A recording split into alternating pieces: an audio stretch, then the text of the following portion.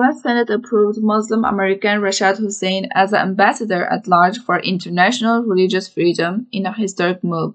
Hussain, who was nominated by President Joe Biden in July, won Senate approval in an 85-5 vote Thursday. Hussain is the first American Muslim to hold the position. He served as U.S. Special Envoy to the Organization of Islamic Cooperation, Special Envoy for Strategic Counterterrorism Communications, and was Deputy Associate White House Counsel during the Barack Obama administration. The Council on American-Islamic Relations, the U.S.'s largest Muslim civil rights and advocacy organization, welcomed the confirmation on Friday. Deputy Executive Director Edward Ahmed Mitchell said in a statement, "This is a historic day for the American Muslim community and our nation. We are confident that he will defend the religious freedom of all communities threatened by bigotry around the world, including Uyghur Muslims facing an unprecedented genocide by the Chinese Communist Party."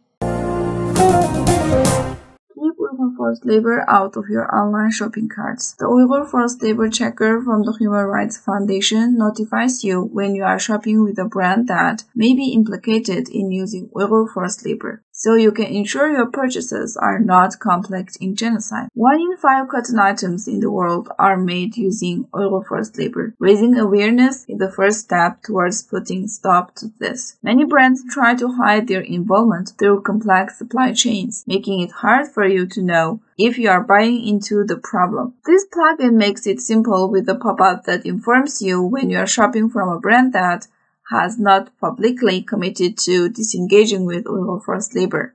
From there, you will be given the choice to keep shopping or to leave.